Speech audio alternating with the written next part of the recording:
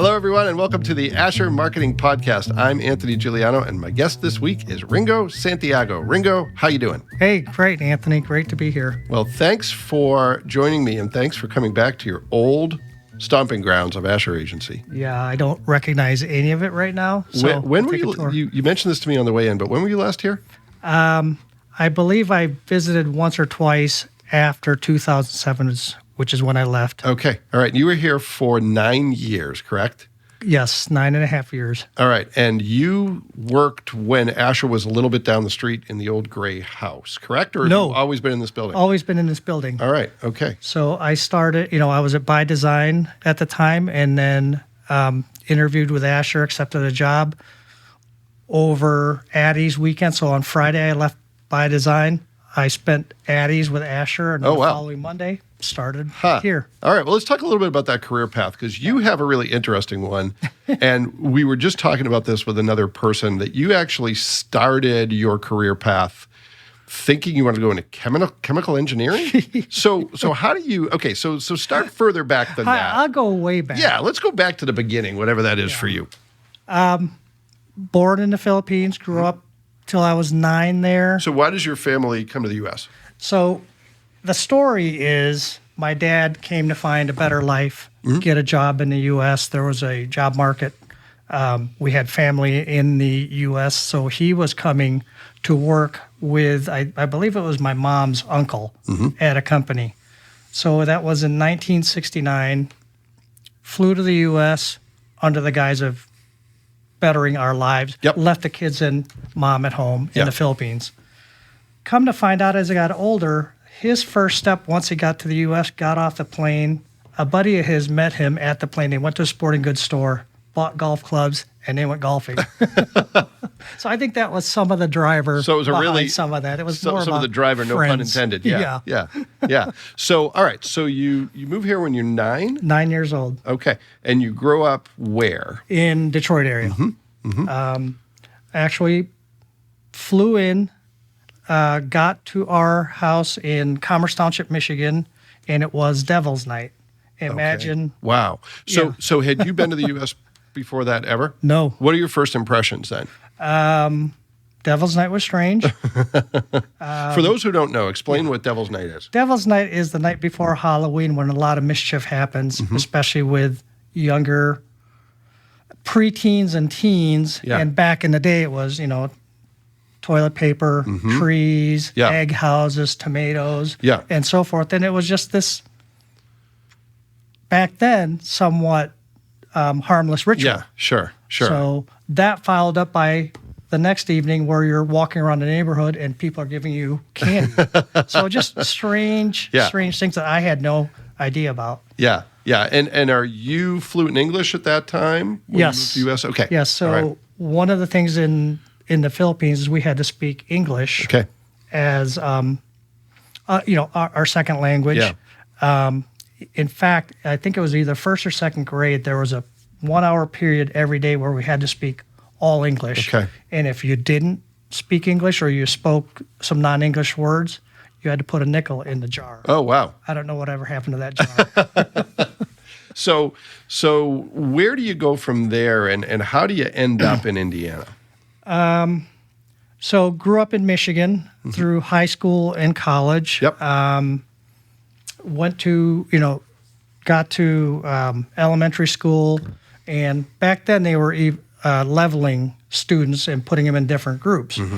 As obviously somebody coming in from outside the country, nobody knew what we could or couldn't do and what we could handle academically. Yeah. So, again, I could speak English, put in all the lower levels, but quickly made it through. So I did pretty well academically all through elementary, middle school, and high school. And that's what led me to my supposed career path, where I was very good in math and science. Okay. I had a little bit of an engineering mind in terms of not knowing how to make things work, but enough curiosity where I would take things apart. Yep.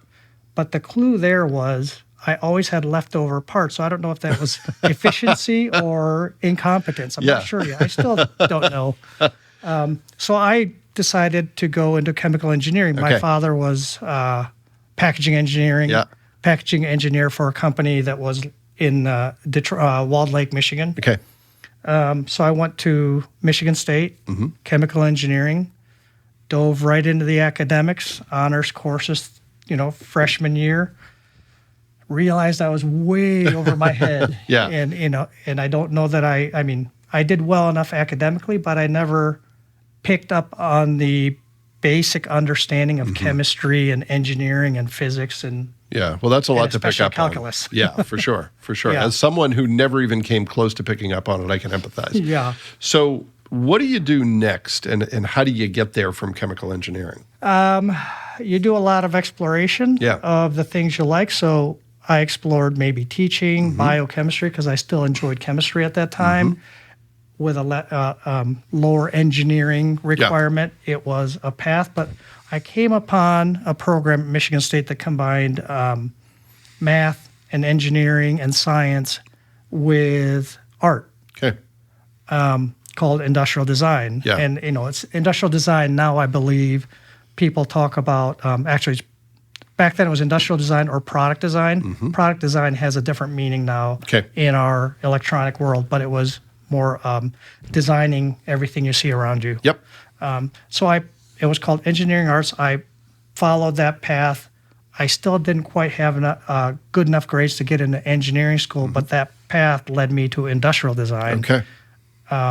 Initially as a Bachelor of Arts concentration, and then eventually it became fine arts pursuit for me. So I actually graduated a fine art degree in industrial design with a graphic design and photography kind of emphasis. Okay. And what's your first job out of school, and how do you find it? Related to the industry?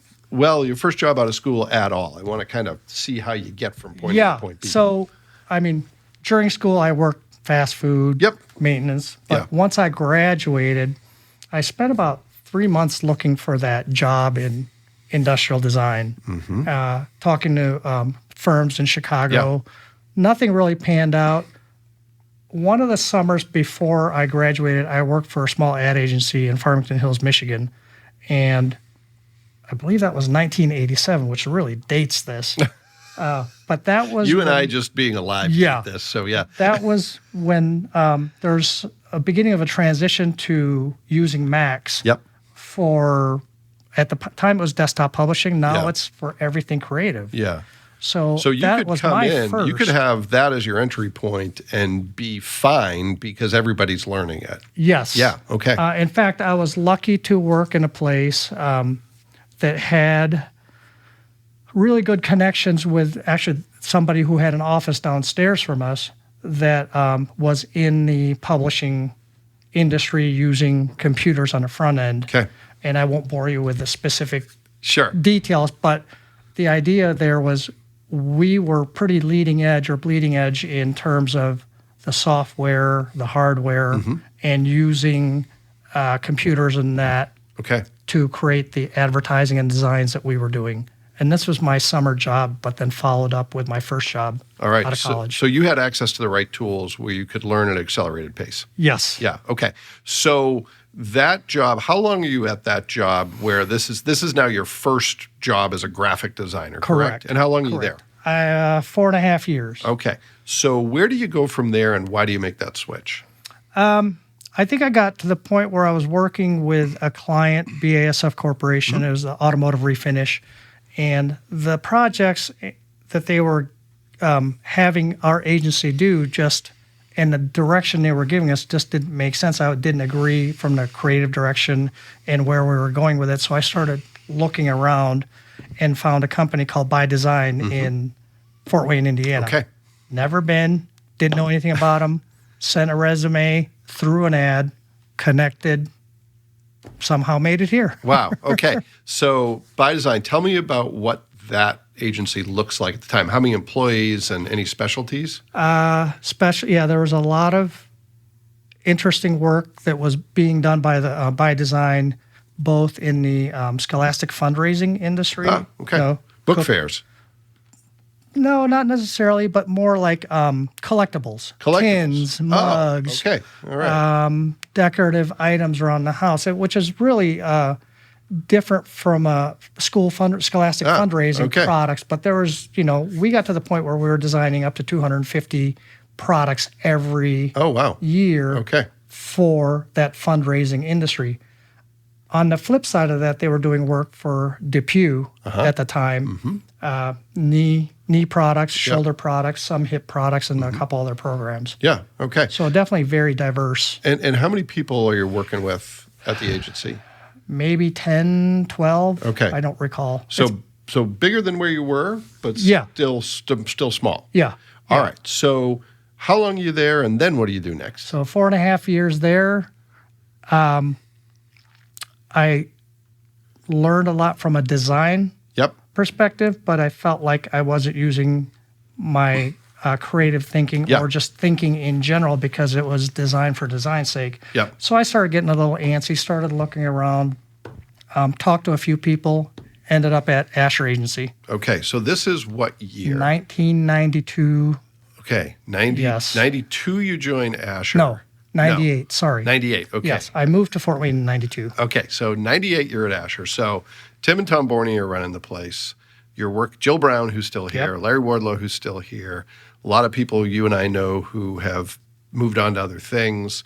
Jen Roberts is there for part of that time. Actually, Jen Roberts was at By Design for a little while I was there. I left there. Really? Came to Asher a few years later. Actually, was Jen here? I think you and Jen were here. Well, I don't know. It's been, been a while. Yeah. Again, old brain, right? No, Jen and I worked closely together for several years. So talk about, because I joined Asher. You started Asher in 98. I started at Asher in 2004. So you've got a good 6 years of bliss before I come here. What's Asher like in the late 1990s, early 2000s? A great place to work, great people, a lot of fun. Sometimes, the fun was unmentionable.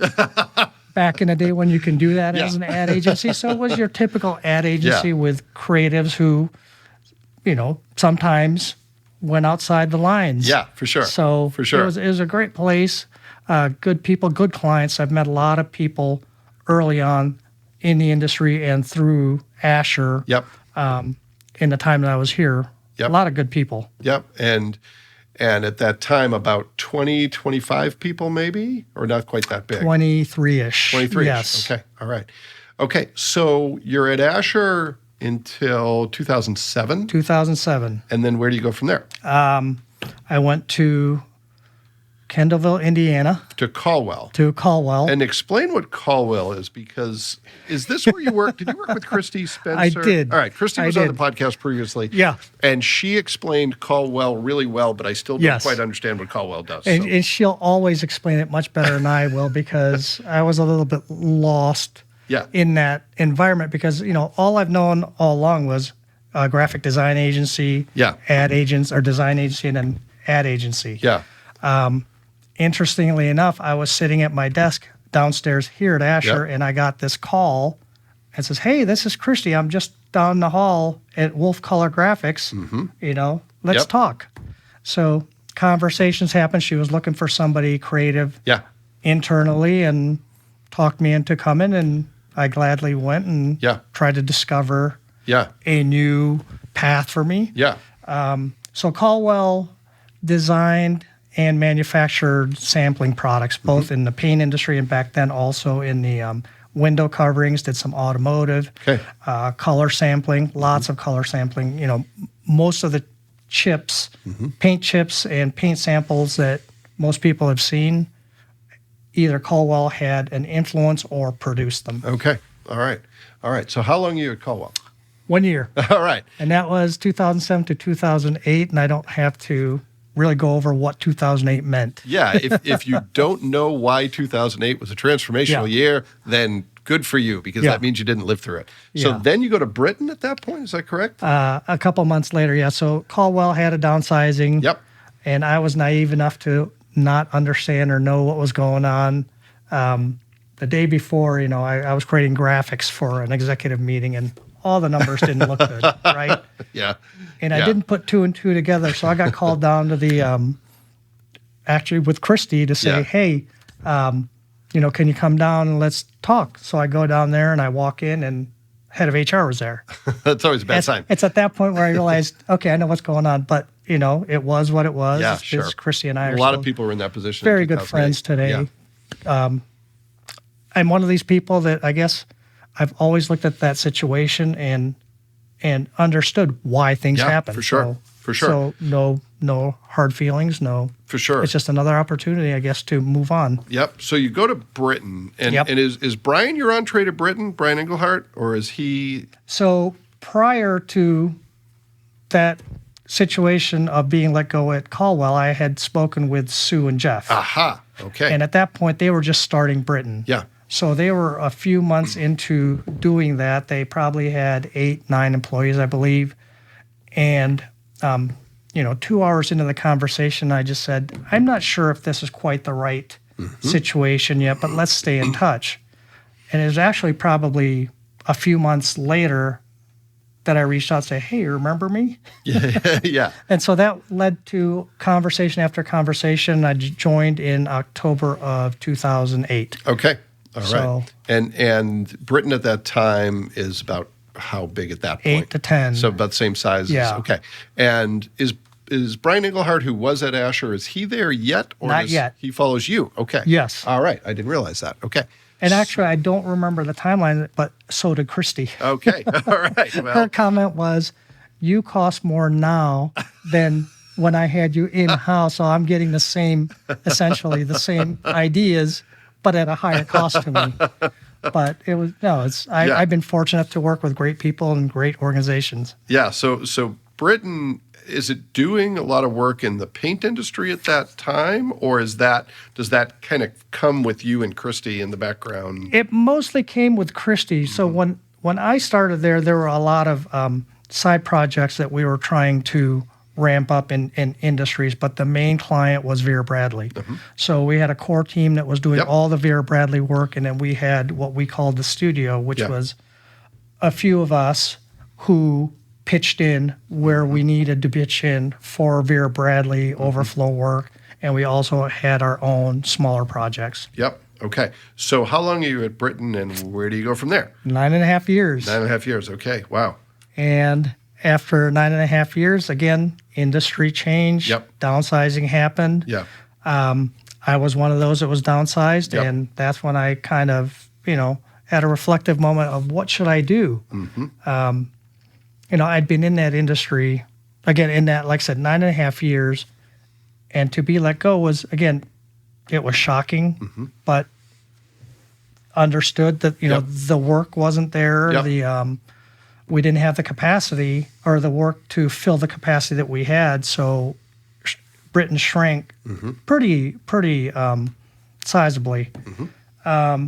So I started thinking about what I should do. But in the meantime, I started freelancing for Yep. some of the relationships I had. So Yep. that got really busy, Yeah. more hours than I think I was used to working, and I didn't know how to say no. Yeah. So I burned out a little bit. Yeah. But in that time frame, as I thought about, at that crossroad in my career, I'm like, what am I going to do? Kids in high school Yep. still, family to support. So college bills are freelancing. coming, and Yes. yeah. So I decided to start looking around at maybe is it time for a career change? And one of the avenues, I didn't pursue it that hard, but I did pursue some online where I looked at this career survey, a career change survey, pretty extensive survey. It was about 400 questions. And the results came back, graphic designer, creative director, art director, photographer, and then one oddball. So I'm like, well, I guess I'm not What was the changing my oddball? career. I don't recall. It might have been Chemical engineering. like forest ranger or something like that. Yeah. So So it kind of I guess confirmed I'm in the right confirmed career I'm in the path. Yeah. right path. Yeah. And that's where I built my strengths, I guess. Yeah. So keep pursuing that. Yeah. And that's when Ambassador Enterprises came into the picture. Okay. I was introduced to the brand the head of the brand, and we had a conversation. And Ambassador's process is pretty extensive in terms of interviews with different team members, different kinds of interviews, assessments. So it was probably a 2-month process in making sure that ambassador is a right fit for the candidate, but B, also that the candidate's a right fit for ambassador.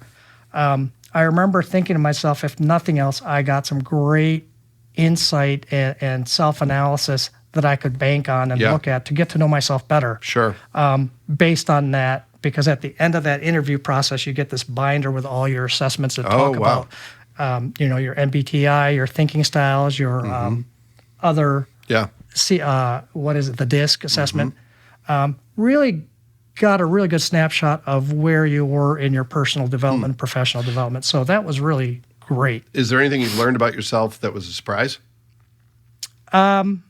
If nothing, it was highlighting some blind spots that I may not have thought about. So I think it was really valuable. Interesting. Okay, so how long have you been at Ambassador now? I've been there for just a little over 3 years. 3 years. All right. Yeah. So a lot of people, I think they know some of the brands under the Ambassador umbrella. Yeah. But what is Ambassador Enterprises?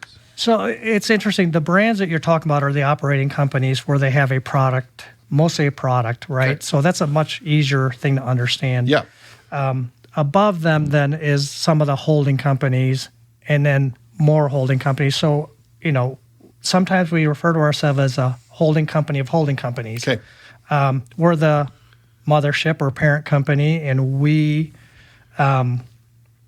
develop these platforms that these holding companies and other operating companies live under, so that we have, recreation with Correct Craft and American Landmaster. Yep.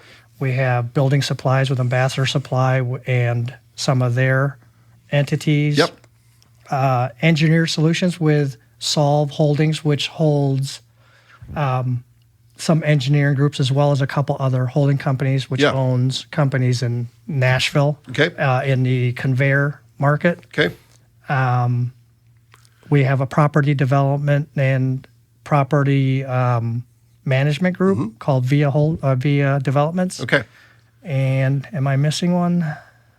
Well, I want to use an example to make sure I'm understanding it. Yeah. So we work with Ambassador Supply. Yes. Standale Home Studio is one of their companies. One of their companies. So Standale is a subset of Ambassador Supply. Ambassador Supply is a subset of Ambassador Enterprises. Am I following that correctly? Yes. Okay. Yes. All right. So there's a lot of different brands under the Ambassador umbrella. Yeah. What work do you do, and what role do you play in managing all of that? Because you're used to working, in an agency, you work with a variety of different brands. Yeah. Is it kind of like that, or how is it? No, that was my, I guess that was my understanding going in. And at the time, we were talking about creating an in-house agency where we had a brand, head of brand. We had somebody who's essentially an account person. We had a graphic designer, and I was going to come in as creative director. And we were going to work in an agency type fashion to service some of our affiliates who need marketing help. Yep. That plan changed in a few months. There were some planned obsolescence where we shrunk. I think when I started Ambassador, we were about 45 employees, and there was a intentional growth initiative where we got up to about 60 people. But I think as that happened, mission drift happened a little bit. Sure. So from there, we started to shrink back down to a smaller organization. I think Daryl Doden, who owns Ambassador, has always had this vision of being a lean company, very flat. Yep. Operating each individual operating as part of the team. But I think conditions made that vision happen faster. And I don't want to speak too much into that because I know enough to know enough. Yeah, sure. But the idea was there's always a plan to be lean. Yep. We got away from that plan a little bit, and with market conditions, with COVID, that really accelerated that vision to getting to that lean company. Got it. So tell me about some of the things you spend your time on when you're thinking of like the big to-do list items that are on your plate. What are some of the things that are representative of the work that you do? A lot of internal communications and just really defining it feels to me in the 3 years I've been there, it's defining who we are and getting it to the point where people understand who Ambassador is. Yeah. Ambassador hasn't changed Yeah. since it started, but I don't know that we've done a good job of putting out our identity in a way that people can understand who we are, what we do. I think people who build a relationship with us understand Sure. the impact that we're trying to create. But on the surface and in the general public, people hear our names because we do invest in a lot of nonprofit organizations. We invest in some community development things. And then, we're in the business of buying companies. Yep. People know the name or seen the name, but don't understand who we are. So we're, the easiest way to say is we're a legacy-minded private equity firm. Yep. And by legacy-minded, I mean we are not a purchase and flip. We are a purchase and hold. Yep. And trying to build a company. The reason we would purchase a company is because we think there's a demand market in the market that they're in. Yep. There's a strategic leader or in place or possibilities. And, there's sustainability. So what we try to do is invest in companies to keep them in the community, to build the owner's legacy, to build the company's legacy in what we talk about, three returns: eternally, culturally, financially. Okay. So here's a question. It's going to sound like a challenge question, but it's really curiosity. Some people, when they talk about holding companies, they say the holding company is behind the scenes. The holding company is sort of immaterial. What matters are the brands under the holding company. Why is it important for Ambassador to get its name out there and to become a known quantity in addition to its entities becoming known quantities? I think you're right in saying that the operating companies are really important for holding companies because if it wasn't for the work they were doing at that level, we wouldn't exist. We wouldn't have reason to exist. I think what Ambassador helps is to be able to invest in those companies so that they become more sustainable and scalable. So that's that dynamic and that relationship between owner and operator or operating entity is we have to keep pushing them forward. They have to keep bringing returns. And that's part of our three return strategy. Again, we want to lead with our faith in the marketplace and do the things that we're supposed to do the things that help people, relationships closer to God. Sure. That's, mission number one. Number two is we want to make sure we improve the culture and the community. And then number three, which again is an important part of it, is that financial sustainability. So why are we marketing Ambassador? I think it's important for people to understand who we are, to know who we are, and know what we're trying to do, and that's create impact in the community. One of our goals is to be the preferred legacy partner in Northeast Indiana. We're focusing on Northeast Indiana because that's where we all live, whether it's in Auburn, whether it's in Fort Wayne. So I think it's important for people to know us so that when there is a strategic investment or a legacy investment where maybe a second generation owner is ready for transition and they don't have a path to that transition, we're at the table. Yep. So this is a new role for you because it's not just graphic design. Not to diminish what you did in the past, but it was pretty easily defined. Yes. You're doing graphic design. It could be a website. It could be a brochure. It could be anything in between. This is a lot more nebulous. There's a lot more going on. There is. So what's that been like? An adventure, growth. Started graphic design. I knew exactly what I needed to do. I needed to create designs that looked good, that were balanced, that represented the brand well.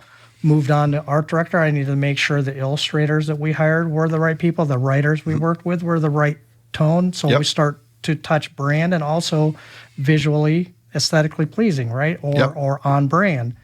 You get to a creative director, you're really managing people, managing projects, managing brands, even clients to a certain extent. So that was my path. Now, at Ambassador, really, I'm managing myself, I'm managing up, and I'm managing down. We're pretty thin company. In fact, at this point, we started with 4 when I started. I am the marketing department. Yep. Obviously, with help from a lot of people around me. Sure. Very just experienced, talented people. Yep. Who aren't marketing specialists. Yeah.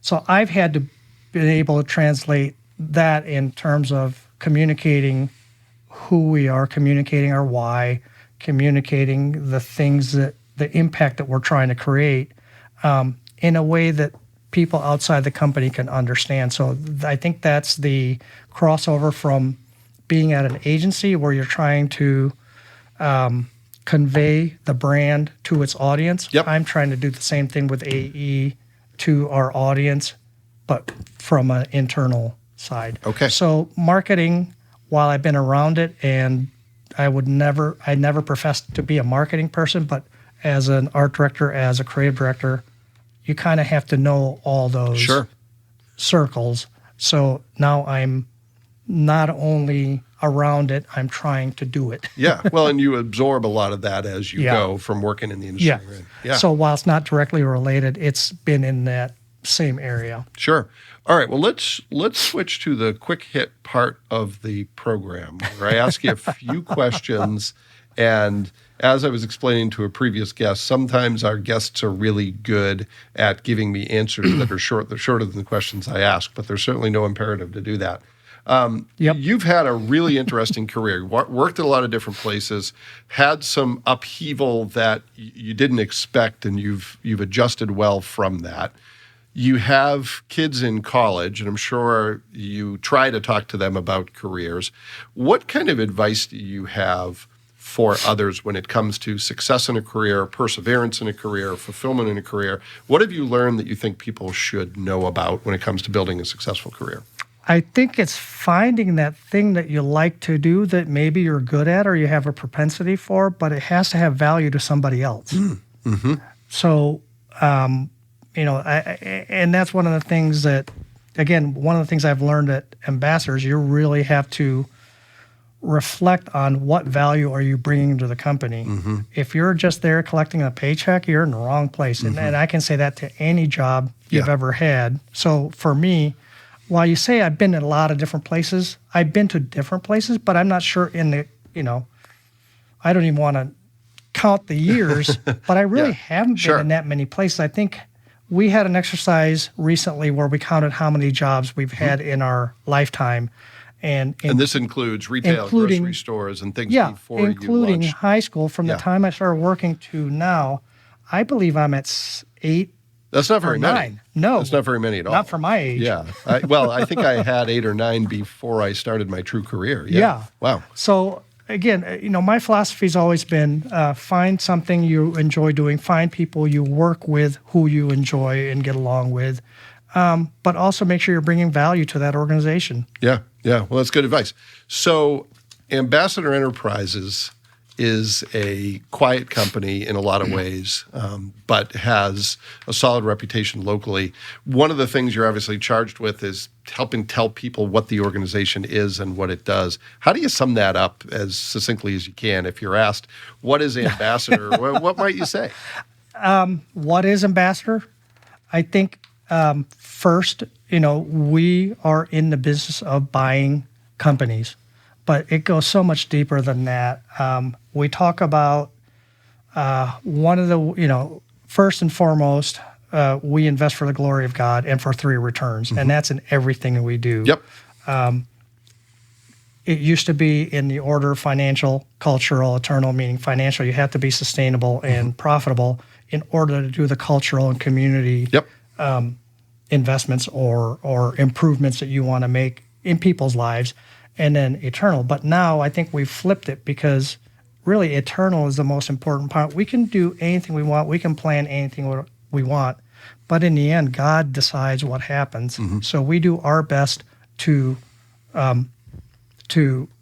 operate following our faith and then following our heart to try to make the impact that we keep saying that we want to make. So really being true to the mission at the end of the day. Yes. Yeah. Okay. Yes. So when you think of your role in that, what are some of the misconceptions you think people have about creatives in general, and what's the reality of that in your work?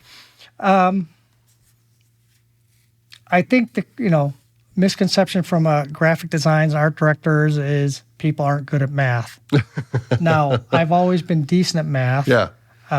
I don't profess to know finance. I leave that to the experts. So Sure. really, my job within AE is to make sure our messaging is on brand. We are helping identify ourselves so people can self-select into any partnerships or collaboration that we do with them. Yeah. Back to your question, misconceptions. I'm not sure that there are a lot of them. Like Yeah. we're flaky, Yeah. right? But I guess I've always viewed myself as not necessarily creative in the way that I can paint and create music or whatever. Sure. I've always needed parameters to do the creation that I do, whether it's communication, whether it's design, whatever else it might be.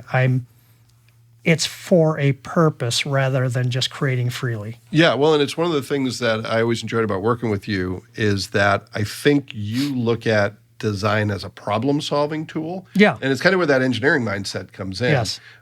There's one of my coworkers who was on the podcast recently, Brandon Pete, who's a web developer, is that to an extreme. Yeah. And I think you have facets, not that Brandon doesn't have it, but I think you have a stronger sense of art, but you're able to convert that into problem-solving design that ultimately tells a story, sometimes along with words and sometimes fully using visuals more than words. And it's true with photography too. Yeah, and I think that's funny because I agree with that I try to look at everything for what it is. I've never felt that I was creating art. I've always felt I was solving a communications problem. Yeah. Whether it's words, whether it's how you shape the words, whether, how it works in design. I mean, one of the running jokes I had is I remember working on a radio campaign, and I told our creative director, it was here at Asher, I said, I want art director credit for that radio spot. Yeah. And it's not because there was art in it, and there is an art to communication, there's art to writing, definitely an art to writing, which I'm trying to learn. Yeah.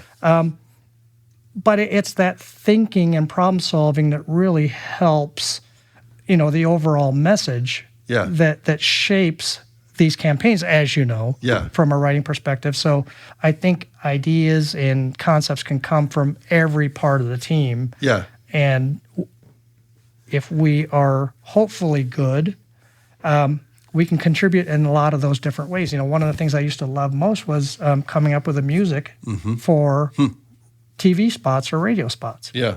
So that's not an art director thing. Yeah. It's a creative thing. Yeah. Well, one of the things that I can say with confidence, because I've worked with a lot of designers, is I think you are an outlier in a positive way in the degree to which you ask questions.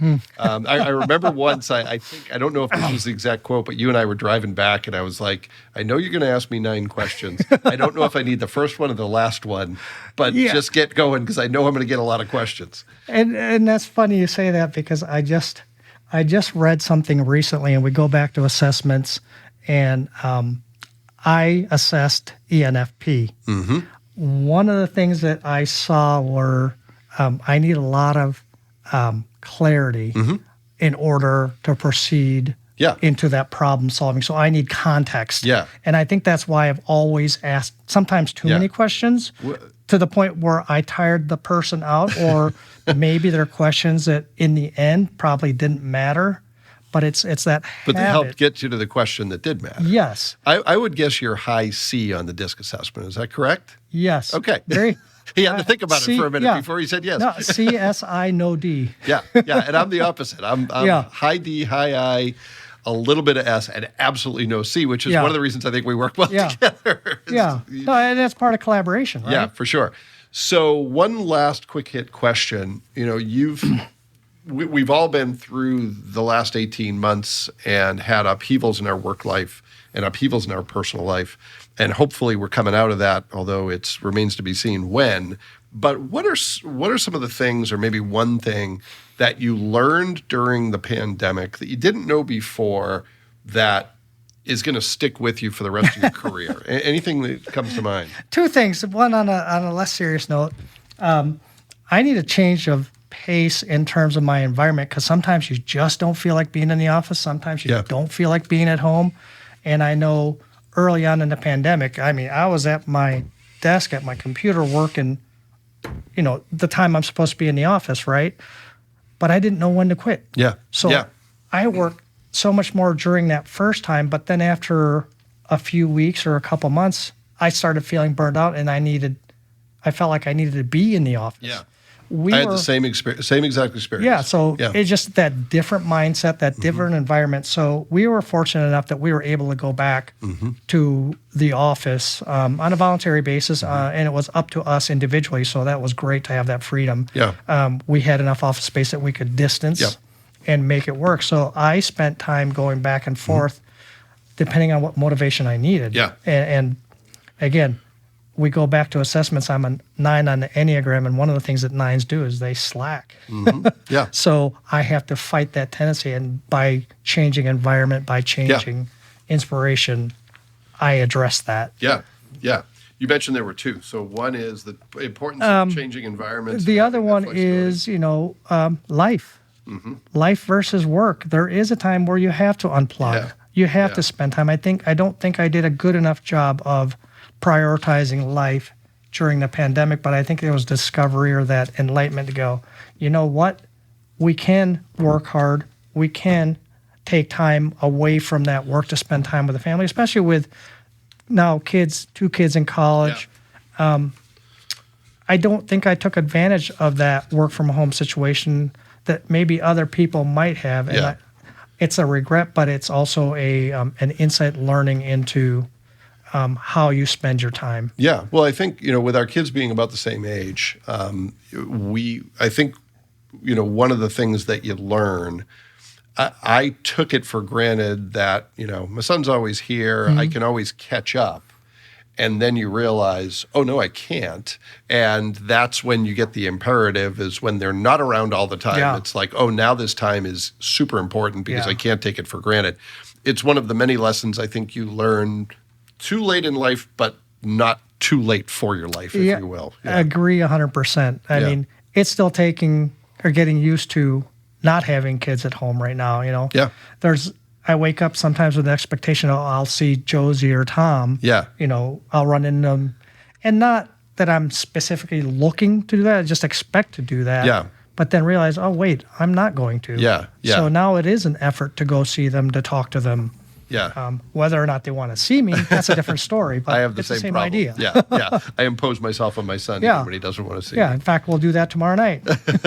Well, hopefully I'll run into you in Fort Wayne or on the Ball State campus. But it's been a pleasure learning more about you. You and I have known each other forever, but I learned some new things. So thanks for doing it. Yeah. Appreciate it. Thanks for having me here and my ramblings. Well, my ramblings always overtake everyone else's, so thanks for putting up with that. And thanks to everyone who took the time to listen to this episode. We'll be back next week with another great guest, and we hope you'll join us then.